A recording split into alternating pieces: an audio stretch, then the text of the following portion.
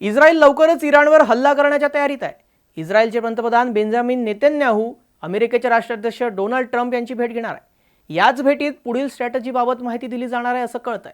पण इस्रायल पुन्हा इराणवर का पेटलाय आणि युद्धाची परिस्थिती लायक काय असं तिथं घडलंय, सर्व काही जाणून घेणार आहोत। व्हिडिओ शेवटपर्यंत पहा। नमस्कार, मी श्रेयस पांडे, तुम्ही पाहताय न्यूज 18 लोकमत। आज जागतिक राजकारणाच्या रंगमंचावर एक अत्यंत धोकादायक हालचाल सुरू आहे।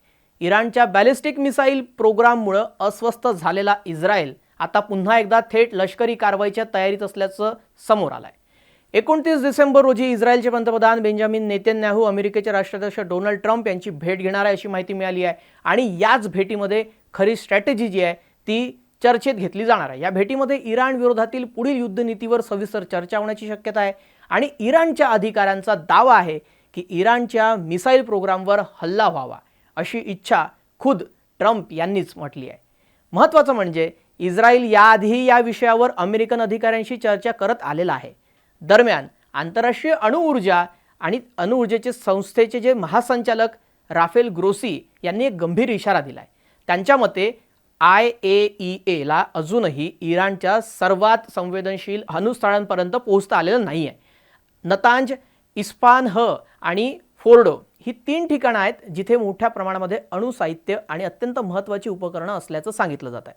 मात्र अमेरिकेच्या आधीच्या हवाई हल्ल्यानंतरही निरीक्षकांना या ठिकाणी प्रवेश मिळालेला नाही। याच पार्श्वभूमीवर जून 2025 मध्ये इस्रायल आणि इराणमधील तणाव प्रचंड शिगेला पोहोचला होता। दोन्ही देशांनी एकमेकांवर हवाई हल्ले केले। इस्रायलनं इराणवर गुप्त अणु कार्यक्रमाचा आरोप केला होता, म्हणजे सिक्रेटली न्यूक्लिअर स्ट्रॅटेजी केली जाते असा आरोप। तर इराणनं तो ठामपणे फेटाळून लावला होता। 13 जूनची गोष्ट आहे, इस्रायलनं इराणच्या अणु आणि लष्करी ठिकाणांवर हल्ला केला आणि अवघ्या काही दिवसामध्ये म्हणजेच 22 जूनला अमेरिकेने नतांज आणि इस्फानह आणि फोर्डोवर म्हणजे 3 ठिकाणी बॉम्बिंग केली। आता एकच प्रश्न आहे, हा संघर्ष पुन्हा भडकणार का? आणि जर भडकला तर त्याचे परिणाम संपूर्ण जगाला हादरवणारे असतील का? नक्कीच असतील। त्याचा परिणाम थेट जागतिक बाजारपेठेवर पडतो आणि इंडियन शेअर मार्केटवर सुद्धा। तर तुमच्या दैनंदिन जीवनात देखील काही ना काही तर त्याचा परिणाम होईलच, कारण मिडल ईस्टमध्ये पुन्हा एकदा युद्ध पेटलं तर त्याचा परिणाम भारतावर देखील होतोच।